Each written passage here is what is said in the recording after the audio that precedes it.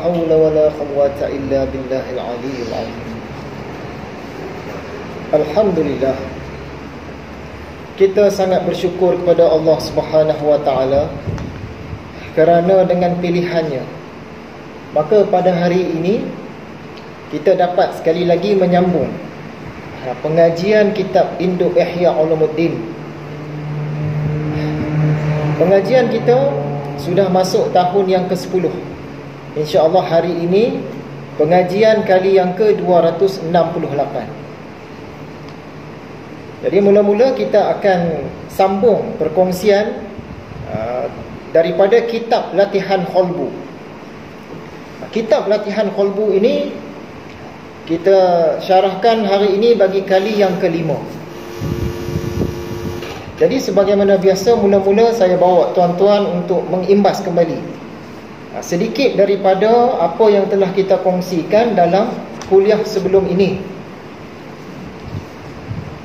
Antara yang kita kongsikan cerita tentang jalan rohani. Jalan rohani ini ialah jalan perang. Macam mana yang dikatakan jalan rohani ini jalan perang? Yang kita tahu jalan rohani ini jalan belajar, mengamal, buat amal ibadah. Jadi sebenarnya jalan rohani ini ialah jalan perang. Walau apa juga nama dia, sama ada disebut jalan tasawuf kah, jalan sufi kah, jalan tariqah kah, jalan ma'rifah kah, dan lain-lain. Ya, semua ini ialah jalan perang. Sebab itu dalam istilah dia ada istilah mujahadah. Mujahadah ni kita pun tahu dia berkait dengan kalimat jihad, berkait dengan kalimat syuhada. Ada mujahadah. Jadi kita dalam pelajaran kerohanian ini kita berperang dengan siapa? Kita berperang dengan apa? Sebenarnya kita berperang dengan hawa nafsu, kehendak hawa nafsu. Kita berperang dengan syaitan. Sama ada syaitan itu dalam kalangan jin ataupun dalam kalangan manusia. Dan kita juga berperang dengan medan. Medan ni maksud dia suasana, ataupun keadaan, ataupun persekitaran. Inilah antara perkara-perkara yang kita perangi dalam jalan kerohanian ini.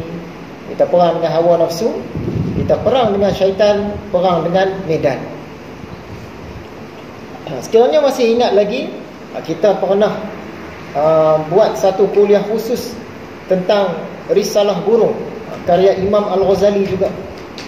Dalam risalah ini dia cerita tentang perjuangan rohani, perjuangan qalbu, perjuangan hati, perjuangan jiwa. Jadi kita tak ulang dah cerita tentang Risalah Burung ini. Jadi kitab Latihan Qalbu ini sebenarnya dia nak sediakan jiwa kita ni agar teguh, agar kuat dan agar lurus dalam melalui medan perang rohani ini. Itu yang dikatakan jalan rohani ini dia jalan perang.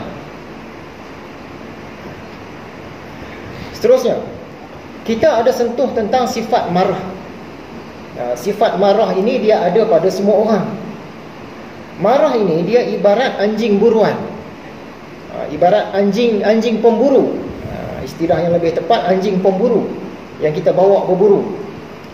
Anjing pemburu ini sekiranya kita didik dia akan bertindak ikut arahan.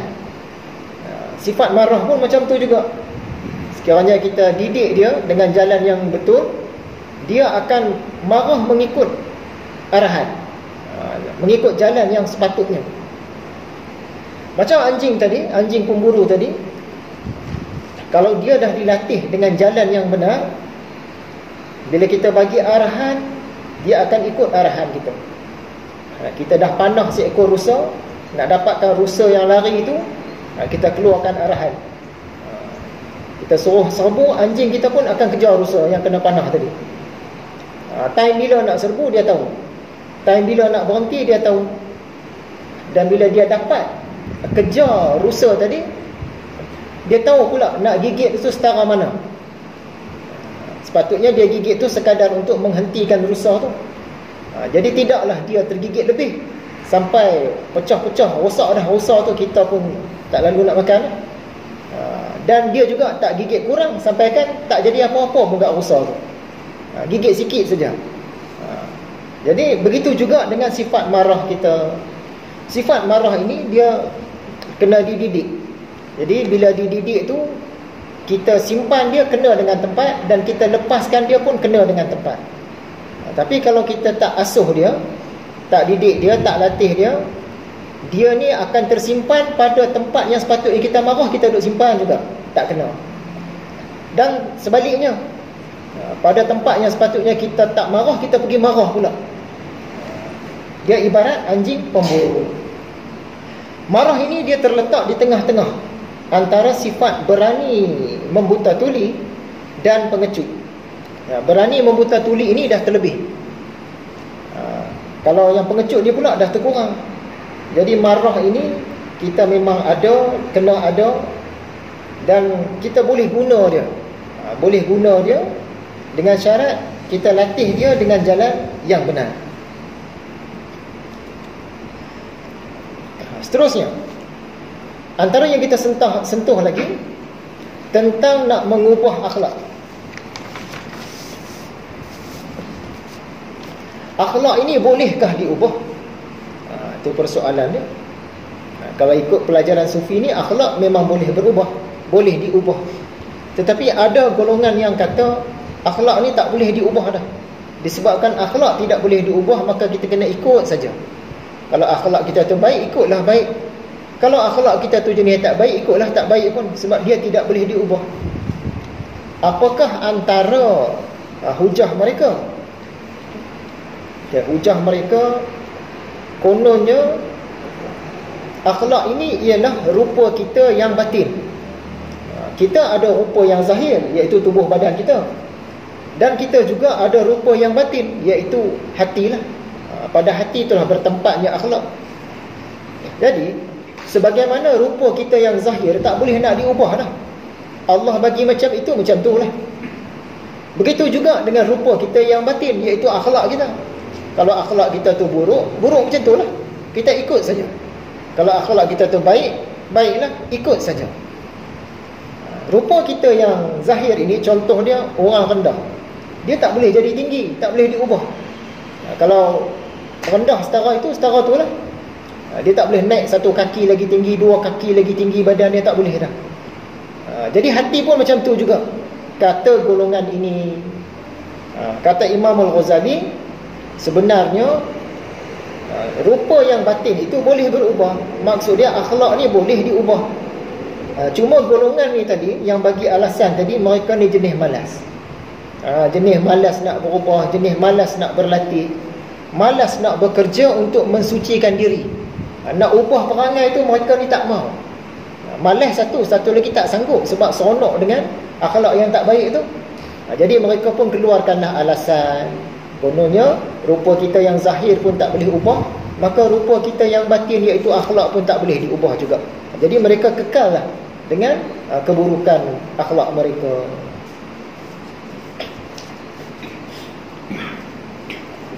Alasan yang kedua pula, daripada puak-puak yang malas, puak-puak yang seronok melakukan perkara-perkara tak baik ni, alasan yang kedua dia kata akhlak ni, contoh dia nafsu syahwat dan juga marah. Nafsu syahwat dan marah ini memang ada pada kita. Kalau kata kita nak buang nafsu syahwat dan marah ni, mana boleh? Sebab itu kita kena kekalkan. Nafsu syahwat kita layanlah dia, amarah kita layanlah dia. Sebab benda ni tak boleh dihapuskan, mana boleh dibuang. Golongan sufi kata boleh dibuang. Nafsu syahwat boleh dibuang, marah boleh dibuang. Ni salah faham mereka, ataupun saja-saja buat tidak faham. Sebab jawab Imam Al-Ghazali, memang betul nafsu syahwat dan marah ni mana boleh dibuang. Dia memang ada pada kita. Dan ajaran sufi, ajaran tasawuf pun tak pernah ajar kata suruh buang. Benda ni tak akan boleh dibuang. Yang boleh ialah kita meletakkan dia pada tempat yang sepatutnya. Contoh dia, kalau sifat marah, kita nak berlawan dengan musuh, orang serang, Islam ni, kita nak berperang jihad, nak lawan, kita kena naikkan semangat kita, kena marah. Kalau tidak, kita nak hayun pedang macam mana? Kan? Kita mesti ada perasaan marah. Jadi marah kita tak boleh nak buang, kena pakai sesuai dengan tempatnya. Sama juga nafsu syahwat. Kalau kata kita buang terus nafsu syahwat, tak ada lah keturunan manusia. Tak boleh berkahwin lah, kan? Tak boleh berjimak lah. Jadi memang marah, nafsu syahwat dan lain-lain sifat ni tak boleh dibuang. Dia ada pada kita. Cuma kita kena luruskan kedudukan dia tu, letak dia pada tempat yang sepatutnya. Golongan ni kata akhlak tak boleh diubah. Jadi Imam Al-Ghazali jawab pula, kan dalam agama ni ada nasihat. Apa tujuan nasihat tu? Tujuan nasihat tu kan nak mengubah akhlak daripada tak baik jadi baik, daripada kurang baik jadi lebih baik. Maksud dia akhlak ini boleh berubah. Kata Imam Al-Ghazali lagi, kelakuan haiwan pun boleh diubah, apatah lagi akhlak manusia. Contohnya kuda yang liar, bila ditangkap dah di padang, ditangkap di hutan, kita latih dia jadi jinak, boleh ikut arahan kita, boleh baik dengan kita. Itu haiwan. Kalau manusia lagilah boleh. Haiwan pun boleh diubah akhlak dia, apatah lagi manusia. Jadi tertolaklah pandangan golongan yang kata akhlak ni tak boleh berubah. Sebenarnya mereka tu malas satu, yang kedua mereka seronok dengan akhlak buruk mereka. Sebab tu tak mau berubah. Seterusnya, dalam alam ini ada dua pembahagian. Segala yang ada dalam alam ini terbahagi kepada dua. Yang pertama, hal-hal yang tidak termasuk dalam urusan manusia. Manusia tak boleh nak ubah dah benda tu. Contoh dia, kedudukan bintang-bintang. Kita nak ubah macam mana dengan sedemikian jauhnya? Kedudukan matahari nak ubah macam mana? Yang tu di luar daripada usaha dan ikhtiar kita. Jenis yang kedua pula, yang ini di dalam usaha dan ikhtiar kita. Kita boleh ubah, termasuklah akhlak. Jadi perkara-perkara yang kita tak boleh ubah, jangan diubah.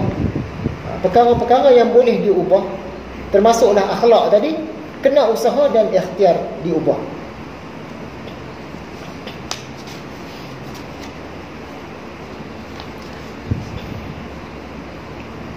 Okey, seterusnya yang kita sentuh lagi dalam nota kita yang baru tu pun ada, muka surat pertama tu. Dalam hal mengubah akhlak ini, manusia terdiri daripada 4 tingkat. Kita nak ubah akhlak manusia ni, akhlak kita sekalipun, dia ada 4 golongan. Tingkat yang pertama, yang ni jenis mudah sikit kita nak ubah, iaitu orang yang jahil dan lalai. Dia ni memang tak tahu. Dia tak tahu mana yang baik, mana yang buruk. Contoh macam budak-budak lah, tak tahu lagi. Yang ini senang, kita bagi nasihat, bagi petunjuk, kita ajar sikit-sikit, dia boleh berubah tu. Orang yang jahil dan lalai. Tingkat kedua, yang ni susah sikit, orang yang jahil dan sesat. Jenis pertama tadi dia tak tahu perbuatan tu salah. Jenis kedua ni dia tahu yang tu tak baik, yang tu salah, tapi dia duk buat. Dia tahu salah, yang tu memang salah, tapi dia duk buat juga. Dia ada juga rasa kesal, tapi dia masih duk buat lagi. Jenis yang ini susah sikit nak ubah, tapi masih boleh berubah. Tingkat yang ketiga, orang jahil, sesat dan fasik. Ia faham tentang akhlak yang keji itu, tapi dipandangnya akhlak yang keji itulah yang okey, boleh dipakai. Dia tahu salah, dia duk buat dan dia rasa okey. Jenis kedua tadi, dia buat, dia tak rasa okey, tapi dia duk buat. Jenis ketiga ni, dia tahu benda tu salah, dia masih duk buat dan dia rasa okey buat tu. Ini lagi susah nak berubah. Dan tingkat yang keempat, orang yang jahil, sesat, fasik, lagi jahat. Jenis ni hampir-hampir tak boleh nak berubah dah. Sebab apa? Dia memandang yang tak baik itulah matlamat dia. Hidup dia untuk mencapai yang tak baik tadi. Akhlak-akhlak buruk tadi ni, yang itulah matlamat dia. Jadi hampir-hampir tak boleh nak ubah dah. Ada yang berubah tapi sangat susah. Ini 4 tingkat manusia yang kita nak ubah akhlak dia.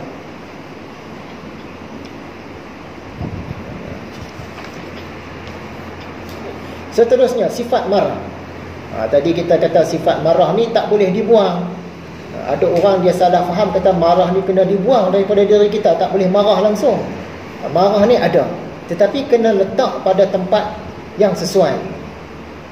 Contoh dia yang kita sentuh dulu, Imam Al-Ghazali dia petik firman Allah surah Al-Fath ayat 29. Maksudnya mereka bersikap tegas kuat.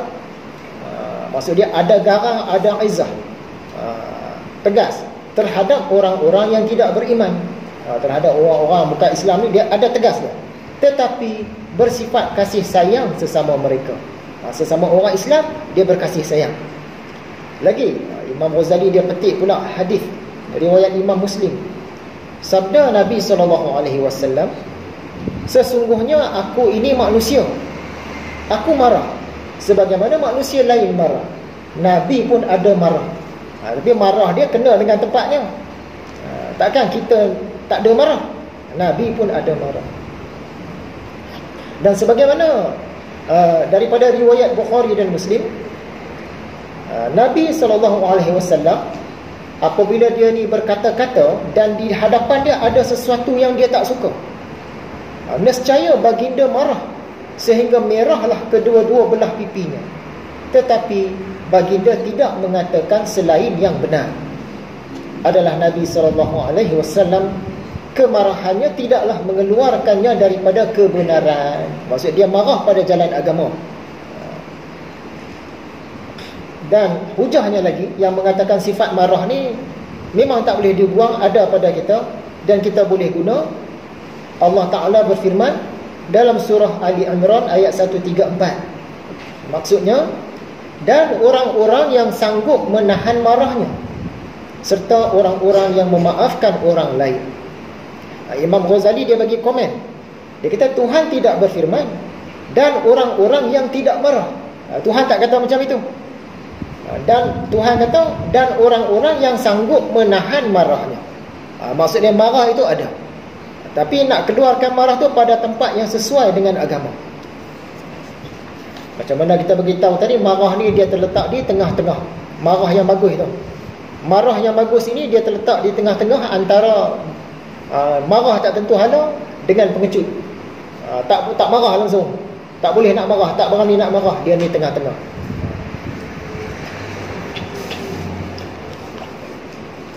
Okay, seterusnya, itu tadi yang kita ambil daripada kuliah sebelum ini. Bagaimana nak mendapatkan akhlak yang bagus? Akhlak yang bagus ni dia datang dari mana? Yang pertama, dengan kurniaan Allah. Allah bagi. Dia boleh bagi kepada sesiapa saja yang dia nak. Contohnya, lalu jadilah manusia itu alim, yakni berilmu tanpa belajar. Tak belajar pun tapi jadi pandai. Contoh dia Nabi-Nabi. Umumnya seperti Isa anak Maryam, Nabi Isa, dan Yahya anak Zakaria. Begitu juga Nabi-Nabi yang lain. Jadi akhlak kita ni bagus. Akhlak sebahagian orang tu bagus sebab Allah bagi kat dia. Cuma kita kena faham yang itu bahagian kerja Allah, yang ni bahagian hakikat. Dia nak letak pada siapa-siapa akhlak yang bagus, ikut dia. Bahagian hakikat ini, bahagian kerja Allah, kita tak boleh persoal. Kerana Allah tidak akan dipersoal, kita yang akan dipersoal, kata Quran. Jadi kita yakin orang tu baik ke jahat ke, Allah yang buat. Sebab itu kerja wilayah hakikat, kerja Allah. Kerja Allah ni kita jangan persoal langsung, kita yakin. Kita yakin semua Allah buat, yakin, kita tutup mulut. Selesai. Sebab kerja Allah tidak akan dipersoal. Jangan kita pula pandai-pandai persoal. Yang nak persoal ni wilayah kerja kita. Jenis yang kedua. Jenis yang kedua, akhlak ni dia berubah dengan mujahadah. Ini kata tadi perang tadi, dengan mujahadah dan riadah. Mujahadah ni maksud dia usaha yang bersungguh-sungguh lah, sanggup berkorban. Riadah ni latihan-latihan. Yang ni berusaha bersungguh-sungguh, membiasakan diri untuk mencapai akhlak yang dikehendaki, membuatnya berulang-ulang. Apabila sudah terbiasa, ia akan berasa enak melaksanakan sesuatu akhlak itu. Jadi cara mendapat akhlak yang bagus, yang pertama dengan kurniaan Allah. Itu wilayah kerja Allah, kita yakin dan kita tutup mulut, selesai, tidak bersoal. Cara yang kedua, yang ni usaha dan ikhtiar kita. Kita kena mujahadah dan kena riadah. Dari situlah dapat akhlak yang baik. Yang ini akan dipersoal. Di akhirat nanti yang ni akan dipersoal. Apa yang kamu buat untuk betulkan akhlak kamu, cantikkan akhlak kamu, ni akan dipersoal. Meninggalkan akhlak yang tidak baik itu sangat bagus. Tetapi mengamalkan akhlak baik itu kerana taat dan cinta adalah lebih baik dan lebih mudah. Contoh, orang yang dia tahu solat ni wajib, tapi dia berat. Nak solat ni dia berat, solat fardu ni dia berat, tapi dia tahu kalau tak buat ni salah, tak buat ni Allah murka, mendapat dosa. Jadi dia bertukus lumus jugalah, cari jalan nak buat. Tapi sebenarnya dia tu berat, dia nak solat tu berat, tapi dia cari jalan juga nak buat. Cara yang macam ini, dia akan letih. Letih memikir, letih merancang. Bila nak solat ni, nak tunggu akhir waktu dah kan, dah nak habis waktu, solat lah. Dia letih di situ. Dia akan rasa masa ni macam tak cukup. Dia akan terkejar-kejar. Berat fikiran dia. Kadang-kadang nak tunggu orang besar, orang arah, orang perintah baru dibuat. Jadi beban, satu bebanan. Bagus, sebab dia buat. Imam Ghazali kata tadi, meninggalkan akhlak yang tidak baik itu sangat bagus. Bagus. Yang dia nak solat, dia nak meninggalkan tidak solat tu, itu bagus. Tetapi mengamalkan akhlak baik itu kerana taat dan cinta adalah lebih bagus. Maksudnya, orang yang dia dah jenis cinta solat, yang tadi tu dia rasa berat nak solat, tapi dia usaha juga, tapi beratlah untuk dia. Ada satu jenis manusia lagi, dia memang suka solat. Bila dia suka, tak ada berat. Hilang, nak kena fikir, hilang. Nak kena terkejar-kejar, hilang. Nak rasa tak cukup masa, hilang. Sebab dia dah cinta. Samalah dengan akhlak. Contoh sifat sombong. Dia tahu dia satu orang yang sombong, dia nak tinggal sombong, tapi susah, berat. Dia pening. Macam mana aku nak buang sifat sombong aku? Dia terbeban nak buang sifat sombong tu. Dia duk fikir jalan-jalan macam mana nak bagi aku tak mau jadi sombong.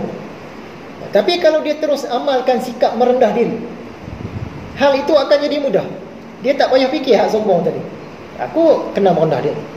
Dia pun merendah diri, sembang dengan orang merendah diri. Di mana-mana pun biasanya dia akan merendah diri. Jadi dia tak payah berat-berat fikiran dah. Macam mana nak buang sifat sombong aku tadi? Macam tu lah. Tu Imam Ghazali kata lebih kurang, meninggalkan akhlak yang tak baik itu macam sombong tadi sangat bagus, tapi beratlah untuk kita. Tetapi mengamalkan akhlak baik, iaitu merendah diri tadi, kan senang. Tak payah fikir-fikir dah nak buang sombong macam mana. Macam itu. Allah Subhanahu Wa Taala berfirman, surah Al-Baqarah 45, sesungguhnya solat itu berat selain bagi orang-orang yang khusyuk kepada Allah. Ada dia jenis khusyuk. Apa maksud khusyuk ni? Khusyuk ni maksud dia tunduk hatinya, ataupun rokok hatinya, ataupun sujud qalbunya. Ini khusyuk lah. Khusyuk ni maksud dia tunduk hati, rokok hati dia, atau sujud qalbu dia. Itu khusyuk. Orang dah khusyuk, dia memang suka solat dah, tak payah dikejar-kejar, dia pun tak kena marah. Yang nak kena marah ni orang yang dia tahu solat tu kena buat, tapi dia melengah-lengahkan ataupun dia melambat-lambatkan, dia mencuai-cuaikan. Jadi solat itu berat kecuali bagi orang yang khusyuk. Tubuh manusia pada asalnya lemah. Ia menjadi kuat dari semasa ke semasa melalui asuhan. Kita lahir dulu dia lemah, lepas tu kita pun makin lama makin kuat. Mak bapak kita suruh duk main apa, genggam gamit apa semua kan, bagi kuat. Begitu juga dengan tubuh rohani manusia, iaitu qalbu kita. Dia pun menjadi sempurna melalui asuhan. Kena ada latihan dia, kena ada riadah dia. Umumnya penyakit-penyakit diubati dengan lawan dia. Kalau penyakit itu dia jenis panas, dia akan diubati dengan cara yang sejuk, dengan ubat yang sejuk. Begitulah sebaliknya, kalau penyakit tu dia jenis sejuk kena kat kita, dia akan dirawat dengan ubat yang jenis panas. Ini bahasa tabib zaman dulu-dulu lah. Tabib moden, doktor ni dia tak guna bahasa ni dah, tapi cerita dia sama juga. Mereka pun guna cara yang ni juga. Kita ditangkap panas, ubat dia jenis sejuk. Kita ditangkap sejuk, ubat dia jenis panas. Kena yang berlawanan.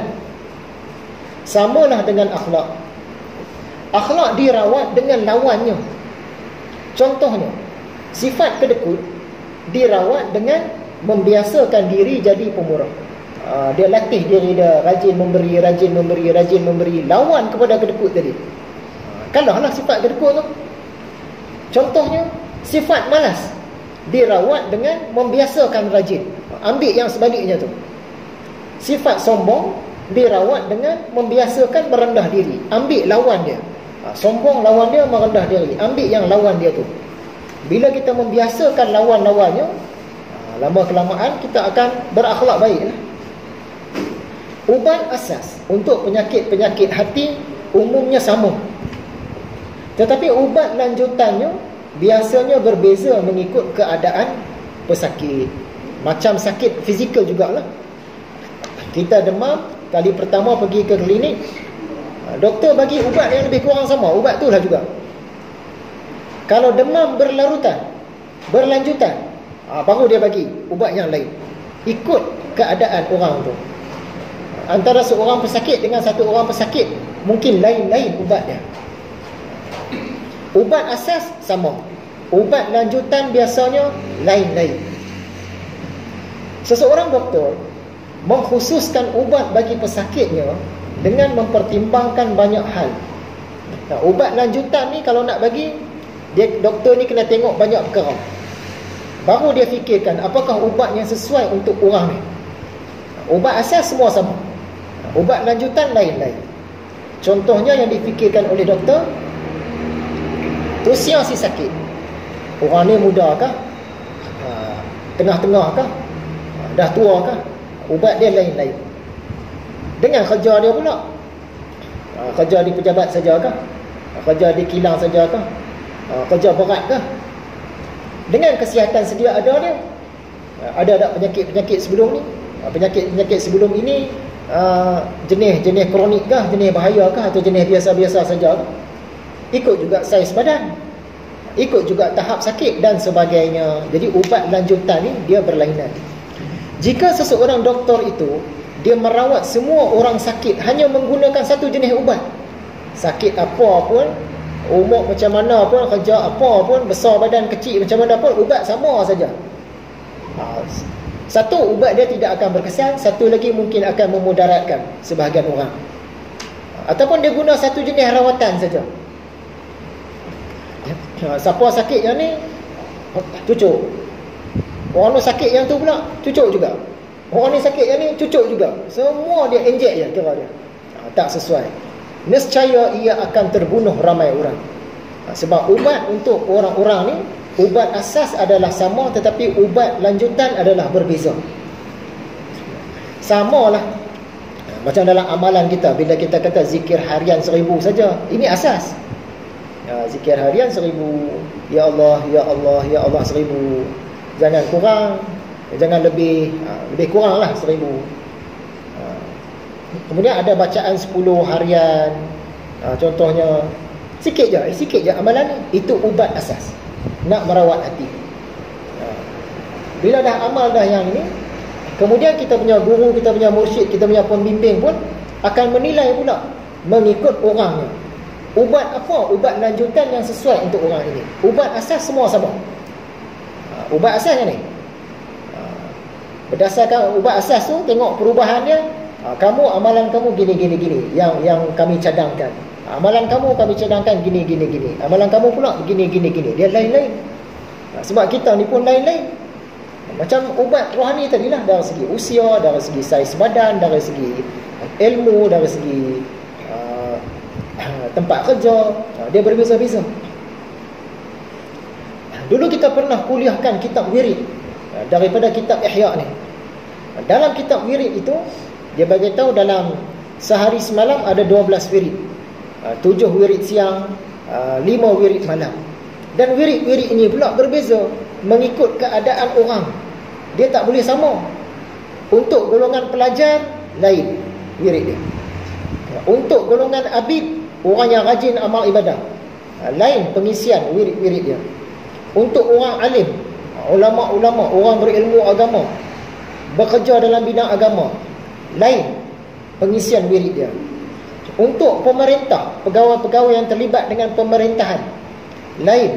Sebab masa dah lain, ruang pun dah lain, kita punya kelapangan dah berlainan. Untuk orang-orang yang bekerja, lain pula susunannya. Untuk ahli tauhid, ahli sufi, lain pula susunannya. Dan ada orang yang kadang-kadang dia sampai 2-3 sekali. Contohnya, dia satu orang yang abid, dia satu orang yang bekerja, dan dia juga satu orang ahli sufi. Dah lain pula. Jadi tak boleh sama. Jadi ubat untuk kita ni tak sama, ubat lanjutan. Contoh dia, macam orang belajar silat. Silat halang. Silat halang. Anak murid lain-lain saiz. Ada 3 orang anak murid ni 130 kilo besar badan. Beratlah. Sebabkan tok guru dia ni, tok guru silat halang, semua orang kena lawan cara halang. Sedangkan cara halang ni dia kena banyak lompat. Lompat pula kena tinggi. Kalau rendah dia tak jadi halang. Dan kena banyak guna kaki. Dia tak fikir yang anak murid dia yang 3 orang tadi ni berat seorang 130 kilo. Mereka ni nak angkat dua-dua kaki pun tak boleh. Macam mana dia nak lawan cara halang? Jadi kalau mursyid dia tu jenis yang okey, dia tahu anak murid ni tak sesuai cara halang, dia kena cara lain. Cara gusti ke, cara apa ke. Dia tak boleh semua orang cara yang tu. Kalau asas okey, asas menumbuk, semua tumbuk sama. Asas menendang sama, memanaskan badan sama. Tapi bila nak berlawan, dia kena tengok orang ni sesuai ke tidak dengan cara halang ni. Ataupun orang kata kisah sang kancil. Sang kancil kadang-kadang dia pandai, kadang-kadang dia pun tak pandai juga. Sang kancil ditugaskan untuk melatih anak-anak haiwan. Dia buka sekolah. Anak rusa, anak badak, anak harimau akak, anak monyet, banyak. Okay, sekarang dia kumpul di tengah padang, dia nak ajar pendidikan jasmani. Okey, semua orang gerakkan tangan, semua boleh sebab asas. Gerakkan kaki, semua boleh. Pusing kepala, okey, kiri kanan kan, kecuali babi lah tak boleh pusing. Okey, pusing. Okey, sekarang panjat pokok. Bila kata panjat pokok, monyet dia boleh panjat, harimau boleh panjat. Ni yang badak, yang gajah, yang kura-kura, macam mana dia nak panjat? Tapi tok guru tadi dia bagi satu ubat untuk semua orang. Dia tak kira dah. Kamu ni keadaan kamu macam mana tak kira. Yang penting ikut aku punya tarbiyah. Panjat pokok. Hanya sebahagian haiwan saja boleh panjat pokok. Yang tak boleh panjat ni okey, kamu gagal dapat E. Padahal dia tu badak, dia nak panjat macam mana dapat E. Lepas tu pula okey, kita menyelam. Bila menyelam, hak haiwan-haiwan yang boleh menyelam pula dapat E. Yang tak boleh menyelam dapat E pula dah, gagal pula dah. Jadi bukan sebab anak haiwan tu dia tak sihat ke, tak bijak ke, tak maju dalam pelajaran. Tapi bukan bidang dia. Dia tak mampu nak buat. Kita semua nak bagi sama, tak boleh. Jadi nak ubat hati ni pun macam tu juga. Lain orang, lain pembawa dia. Jadi ubat asas sama. Ubat lanjutan dia tu mungkin lain-lain. Sebab pembawa kita ni berbeza. Tanda-tanda penyakit hati. Setiap anggota badan itu ada tugas dia, ada faedah dia yang khusus. Kalau sakit tangan, susahlah kita nak menggenggam. Kalau sakit mata, susahlah kita nak menengok, nak melihat. Kalau sakit mulut, susahlah kita nak berkata-kata, sebab tugas mulut tu untuk berkata-kata. Kalau sakit qalbu, sakit hati, ini akan menyukarkan kita untuk wujudnya hikmah, untuk mendapatkan ma'rifah, untuk mendapatkan mahabbah, cinta Allah, menyusahkan kita untuk dapatkan amal ibadah, untuk berzikrullah dan sebagainya. Sebab qalbu ni, dia kerja dia untuk itu. Kalau dia sakit, yang itu tu akan hilang. Macam tangan tadi lah, kerja dia untuk menggenggam. Bila tangan sakit, keupayaan menggenggam tu hilang.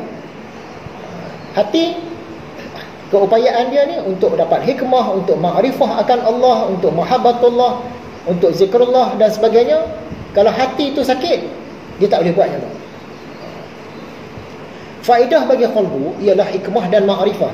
Dan tanda mengenal itu ialah mencinta. Sesiapa yang mengenal Allah, nescaya ia mencinta. Kalau dia kata dia ma'rifah, tapi dia tak sampai ke bicara cinta, itu bukan dia. Sesiapa yang ada padanya sesuatu yang lebih dicintainya daripada Allah, maka hati orang itu sebenarnya sakit. Imam Ghazali dia buat cara mudah saja. Macam mana kita nak tahu hati kita ni ada sakit? Kata dia mudah je. Ada tak kita ni mencintai, menyukai, mengingati sesuatu lebih daripada Allah? Sama ada ingat Nabi Muhammad sekalipun lebih daripada Allah. Ingat pasangan ke, ingat harta ke, ingat kerjaya ke, lebih daripada ingat akan Allah. Maksud dia hati kita sedang sakit. Yang ni kena berubat. Dia potong terus, tak payah nak kata nak tunggu kita ni kuat mencuri ke, kuat mencaci ke, kuat memfitnah ke. Tak payah tunggu yang tu. Ada tak kamu suka sesuatu lebih daripada Allah? Ada, hati kamu berpenyakit, kena ubat. Ubat dia dengan belajar dan amal. Maksud dia kita semua terkenal lah. Kita semua ni terkenal. Perut yang lebih menyukai memakan batu dan besi berbanding memakan nasi dan air, jelas bahawa perut itu berpenyakit. Sebab perut ni sepatutnya dia makan makanan asasi. Kalau kita di sini nasi lah dan minum air. Sepatutnya yang tu makanannya. Tiba-tiba kita ni jenis suka makan batu, makan besi. Tak mau makan nasi, tak mau minum air. Maksud dia perut itu ada masalah. Sama dengan hati tadi. Kalau hati ni, hati atau qalbu ni sepatutnya dia suka hikmah, dia suka ma'rifah, dia suka mahabbah, dia suka amal ibadah, dia suka zikrullah. Tiba-tiba dia tak suka. Hati kita tiba-tiba tak suka. Maksud dia hati kita ada masalah. Perut yang hilang keinginannya kepada nasi dan air, jelas bahawa perut itu berpenyakit. Itulah tanda hati yang berpenyakit. Bila hati kita ni dia mau yang di sebaliknya, mau benda-benda tak baik kita suka, benda-benda yang baik kita tak suka. Itu maksud dia hati kita berpenyakit lah tu. Okay, bila kata cerita tentang cinta tadi, apakah itu cinta? Cinta ni maksud dia kita banyak ingat sesuatu dalam keadaan kita suka. Yang tu cinta. Kalau kita banyak ingat sesuatu dalam keadaan kita tak suka, itu masalah. Masalah yang melanda kita. Sesuatu yang paling banyak bermain di fikiran kita, itulah yang paling kita cinta, sama ada secara sedar ataupun tidak. Jadi benarkah kita ni cinta Allah? Kalau dalam fikiran kita banyak berkait dengan Allah, tu kita ada cinta lah tu. Dan kalau dalam pelajaran sufi ni, dia kena itu yang paling banyak. Kena itu yang paling banyak. Tentang Allah tu paling banyak dalam fikiran kita, dalam hati kita.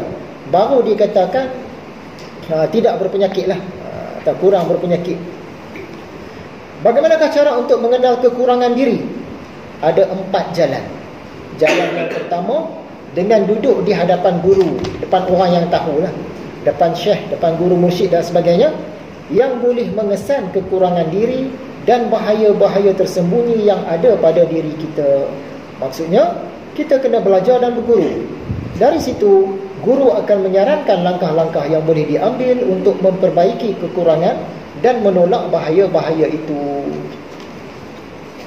Cara kedua, kita nak kenal kekurangan diri dengan mencari teman-teman yang benar, kawan-kawan yang baik-baik lah, yang bermata hati. Maksudnya mereka ni pun ada ilmu juga sikit sebanyak tentang persoalan hati ni. Mereka mampu melihat, yang tahu juga tentang tasawuf sikit sebanyak lah. Dan yang bagus keagamaannya, lalu dijadikan temannya itu pemerhati terhadap dirinya, untuk memerhatikan hal ehwal dan perlakuannya. Begitulah yang diperbuat oleh orang-orang cerdik pandai dan orang-orang besar dalam kalangan pemuka agama. Kalau kita berkawan dengan orang-orang yang tak baik, mereka tak akan tegur kesalahan diri kita, sebab bagi mereka itu okey. Mereka pun macam itu. Tapi di samping kita berkawan dengan orang tak baik, kawan dengan orang baik tu. Bila kita berkawan dengan orang baik-baik, apa yang tak kena dengan diri kita, mungkin dia akan tegur, dia akan tolong perbetul. Cara yang ketiga, kita nak kenal kekurangan diri kita melalui lidah. Maksud dia melalui kata-kata musuh kita. Memanglah musuh kita ni dia akan cakap macam-macam kat kita, yang betul pun ada, yang tak betul pun ada. Tapi kita ambil tahu dia kata apa tu. Sebab kadang-kadang yang dia cakap tu ada yang betul. Kamu ni satu orang yang sombong, dia kata kita. Kita terfikir, betul ke aku ni sombong? Kita pun cari tanda-tanda orang sombong, kita pun write. Oh betul lah, aku ni termasuk dalam kalangan orang yang sombong. Berdasarkan kata musuh kita tadi. Kadang-kadang kawan baik kita, dia tak akan cerita kita ni buruk di mana kan. Kita pun segan. Kawan baik, sama-sama baik, kita tak cerita kamu ni sombong, kamu ni kedekut, kamu ni gini-gini. Kita tak kata. Yang nak kata kat kita ni musuh kita. Musuh kita dia akan cakap kamu gini. Dalam banyak-banyak dia kata tu, mungkin ada satu dua yang betul. Jadi kita ambil juga. Kita boleh kesan kekurangan diri kita melalui cakap-cakap musuh kita. Semoga manusia lebih banyak mengambil manfaat daripada musuh yang meluap-luap kemarahannya. Bila orang tu dia benci kita sangat-sangat, dia akan keluar semua lah. Dari situ kita boleh kesan lah. Yang menyebutkan segala kekurangannya berbanding teman yang berminyak air. Berminyak air ni maksud dia berpura-pura, yang menyanjung dan memuji kita. Kadang-kadang dalam kata-kata musuh itu memang ada terkandung juga kebenaran tentang kelemahan dan kesalahan kita. Sedangkan dalam kata-kata teman-teman kita, mereka tentulah hendak menjaga perasaan kita, lalu tidak mengungkapkannya. Cara yang keempat, nak kenal kekurangan diri adalah dengan cara bergaul dengan manusia. Kalau kita duduk seorang-seorang, kita tak boleh nak kenal mana yang betul, mana yang salah. Bila kita bergaul dengan orang, baru kita boleh detect, oh yang ini benar, yang ini tak benar. Di sana kita boleh melihat pelbagai ragam manusia. Apa yang dilihatnya tercela pada perlakuan orang ramai, maka hendaklah dicarinya pada dirinya sendiri, ada atau tidak. Tengok, masyarakat keliling ni nampaknya semua gila duit. Aku ni gila duit ke tidak? Di situ dia datang kesedaran, baru dia nak cek. Jika ada, ambil tindakan untuk mengatasinya. Inilah 4 cara yang Imam Al-Ghazali gariskan untuk mengenal kekurangan diri. Yang pertama, dengan cara berguru, cara belajar. Yang kedua, dengan cara berteman dengan orang-orang yang baik-baik. Yang ketiga, dengan cara kita dengar orang yang benci kita tu dia cakap apa pasal kita. Yang keempat, dengan cara kita bercampur gaul dengan manusia. Setakat itu saja untuk kali ini. Kitab Latihan Qalbu.